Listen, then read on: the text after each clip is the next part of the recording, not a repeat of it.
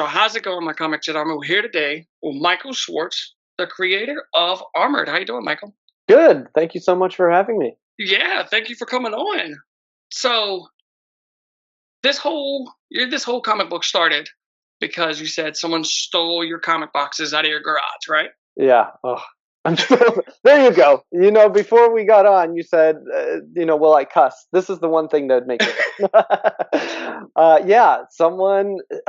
We just had our first kid, and it was like sleepless nights. You have a Yeah. 3-year-old, and I think we were just sleep deprived, and we heard the garage, but we thought it was a truck maybe, or my wife did, and then I woke up at 4 when I heard the garage door close, and they must have been working at it for 4 hours during the night, carrying boxes out into a house or an apartment nearby. It was devastating. It would have been more than 20 boxes of short boxes of comics. That's what I was thinking when I read it at the end of issue one. I was like, it probably took them forever Yeah, to carry all of that out. because it wasn't just comics; it was movie posters. I had about 200 movie posters stolen. They stole winter clothing. Like I had I live up in Canada, so I have like a $900 winter jacket. Stole that. They stole my winter boots. They stole everything. My wife's American Girl dolls. Oh man, yeah. You still don't know who did it? No, we have an idea of the building. I saw a guy wearing my winter boots. I followed him to the building that we think they kind of took everything to. And it took the police months to get access to the building. And by the time they did, the person that they believe they had sold the comics already. They were long gone. It was kind of through me finding this guy wearing my boots and another person on eBay I discovered selling some action figures of mine. They pinpointed this building, and the unit that was being rented out, that person was long gone, and supposedly no info about them. Really weird. Yeah.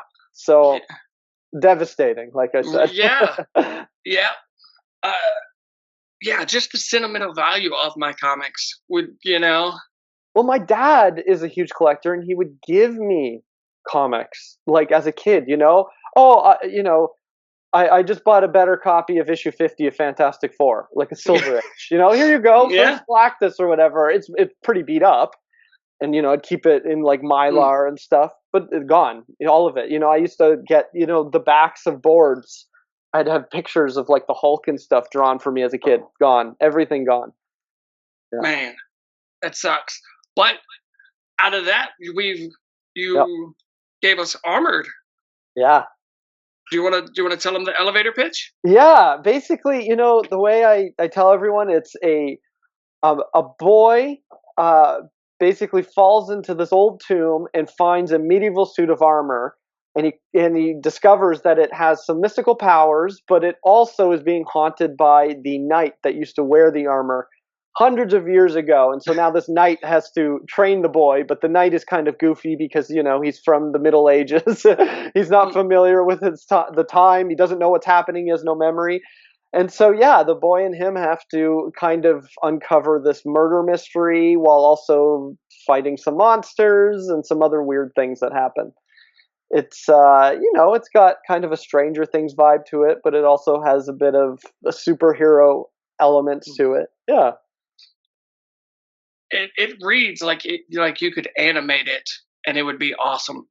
Yeah, I've had some people say, "Oh, I want to see this like a live action movie or TV show," and some people say this needs to be an animated movie or show. So I get both sides. I think animated would work better for me because of all of the beautiful watercolors.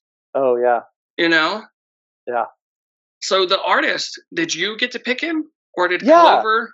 No, so basically the way Clover works, they work a lot like Image Comics in that you basically bring them the project and then they Mm. release it. So that's the deal. I produced this book. I produced the first issue, and I worked with an editor. I hired an editor named Chris Stevens. He helped me find Ishmael Hernandez, the artist.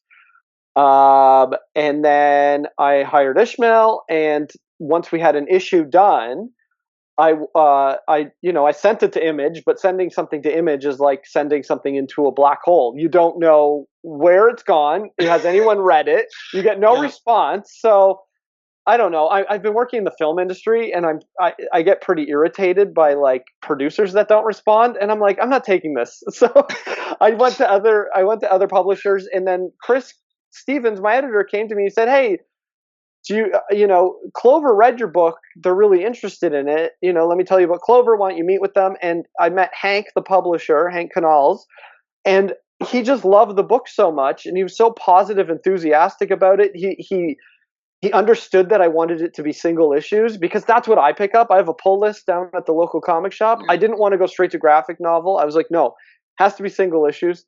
As painful as it is for publishers and for me financially, I was like, I want to do this, and we did it. And that's kind of how it happened, though. It was like, my frustration with dealing with a black void of a publisher, and just hearing someone actually talk to me and say, "Hey, we love this. Let's work together," was really cool. Yeah. And this is your first comic book ever, right? Yeah, it is. It Yeah. is. For years wanted to do it. Didn't know what the right story was, and then I've had this one kicking around for years. And it just something clicked, and it just felt like it's meant for this medium. Like it to Hmm. me, it felt like it has to be a comic book more than more than a movie, more than a TV show. It has to be a comic. And I think issue 2 is coming out the Wednesday that the full interview is coming out. Oh, So they perfect. could, Yeah. yeah, so they could listen to this while they're reading issue 2. Yeah. Or if they haven't picked it up, run to the store, grab it, then come back and listen. Yeah. Yeah, exactly. Yeah. How many issues do you have planned? So I pitched this story as an ongoing, not knowing the comic publishing side of things, like the Mm, business side. right. I'm a fan, so I'm always picking up books all the time. I didn't realize what went into making and publishing comics, but so my intention was always, I want this to be ongoing. It is, but with that said, the first story arc is 5 issues. So we have kickstarted now. We're currently, when this lands, we have one more day of our Kickstarter. It ends on the 27th, the Thursday, and that's kickstarting 1 through 5. So if you're not like a huge fan of Kickstarter, you don't like backing things, you can wait for it to hit comic shelves, a few months from now. But yeah, the first story arc is 5 issues, and you could just read the 5 issues and be like, yeah, I'm done. But there is a big cliffhanger. It doesn't. It's a cliffhanger in that it sets up a new story, not a cliffhanger in that you won't feel cheated. Like the story ends after 5 issues, and then a new story starts. So if this comic is a complete failure, I could end it. I want it. I want to continue at least for 20 issues total. That's the idea. I want Okay. to finish it in 20 issues. But if it's not a failure, I would love to go 50. Like, being realistic, I would probably end it after 50, unless it becomes a Harry Potter. Then I'd go 100 to 200, or a Walking Dead. Yeah. There you go. Or a Spawn been running for Oh my 30 god. years. Yeah. Don't end then. Yeah. Yeah, right. Um, how did you get Jai Lee to do covers for you? Did you just reach out and he agreed? Not exactly. So that Chris Stevens, my editor, has worked with Jay in the past and been friends with him. And I think the whole thing all started because the first, the main cover, the Nick Mhm. Patera cover. Um, you know, Chris had been working with Nick on a book called Axe Wielder John, and he showed Nick the book, and Nick was like, "Let me do a cover." And I was like, Nick Patera, who works with Jonathan Hickman, wants to do a cover? Sure. And so he did the very first cover, and that's the cover we sent to Clover. And then, Clover said, we need some variant covers for the Kickstarter. And so I started reaching out to people. Chris started reaching out to people. And that's when he recommended Jay. And I've been a huge fan of Jay since like his old Wildcats, the Yeah. Wildcats trilogy. Yeah. And so I was like, if he'll do it, that would be amazing. And so Chris sent him the book. He liked it, and then yeah, off he went and did it. That's how we got him. It was just a matter of I'm very fortunate to work with Chris, and Chris had that connection, but also that Jay liked the book enough to want to do it, and it inspired him to do that wicked cover. Yeah. Oh yeah, the This one one where here. it's This one, yeah. yeah. I think It's that's the just so one bad. in what is it? One One in in five. five? Yeah, Yeah. that's the 1/5 variant. Yeah. That that Foil. red foil looks nice too. That was a Yeah. good choice. That was Um, clever. That was clever. I have to give him credit for that. foil, foil and like spot UV is really getting popular now. Yeah, yeah, it is. You know, um, and you've got some signings coming up. You're going to be at the Secret Stash. Is it this month? Yeah, actually, it's June 29th, end of the month. I'll be at Secret Stash. I just confirmed I'll be at Zap Comics the following week. So I think they're in Wayne, New Jersey. So they're like 3 hours from Secret Stash. And then I'll be at a bunch of Canadian locations because I'm from Canada. I'll be at San Diego Comic Con. I'm going to be at Golden Apple in Los Angeles. I'm setting up even more signings for the fall. I'm hoping to be at New York Comic Con. So yeah, Are you going to have a table or just as a fan? I've applied for a table. So let's see if I get accepted. That's the next step. Yeah, Okay. What social medias are you on? I'm on Instagram at Mike Schwartz Writes and Twitter, X, I guess, at the Mike Schwartz. Yeah. What advice would you give for new creators out there? Oh man. Oh, that's a tough one. That's a tough one. Really, you really have to believe in your idea. Like, and I mean like really believe in it, because making comics is expensive. I thought, oh, this will be cheaper. People just do, maybe people just do it for free or do stuff, hoping they'll make money on the back end. There is no back end money in comics. You're lucky if Yeah. you break even. So really know that you love this, because it is, it's it's expensive, it's tiring, it's exhausting, um, and if you have the passion, definitely ride that passion, because there'll be points where you don't believe in yourself anymore, and you have to ride through that and just remember what it is you loved about it. That's my recommendation, and get everyone you can to read it. Just get people to read it. It's really hard to get people to read stuff, but your friends to read it, whoever. Yeah. And you're a family man. Did you put your kids anywhere in the book? The dedication for issue 1 is dedicated to my wife and my 2 kids. So yeah, you'll see it on the first page there. I think It's right. It's in a box right below the editor. Dedicated to Rachel, Eloise, and Desmond. I see that. I completely missed that. Yeah. I'm sorry. So, do you have issue 6 written? Issue 6 is not only written, but it is being painted right now. I think Ishmael had to take a break because after issue 5, he took on another project. But he had finished the inks for issue 6. So he's painting issue 6 probably right now, or getting to it in the next few weeks. Yeah, that's cool that he paints it and just like scans it in. Yeah, all hand painted and then scans it in. Yeah. That's so cool. Yeah, Um, on my social media, I posted some of the pages I have from him that he sent me, so you can that's, see some of those. Yeah. yeah, I'm gonna pull them and put them in the interview. You said you work in the film industry, so is there a possibility this could be a film one day? The industry is going through a weird period right now. Like, I work in visual effects. Like, that's kind of my main job, I would say. Like, that's how I pay the bills. But that job, I haven't had since May of last year. When the writer's strike happened, the actor's strike happened, it kind of destroyed not only the industry a bit, but it kind of contracted. Like, all the streamers aren't making TV shows right now, or at least not as much. And they're not acquiring as much. So, it's possible in the future it could become something. I have been talking to executives from numerous production companies. None of them have jumped on it yet, but we're kind of holding until like there's a bit of a fire for it.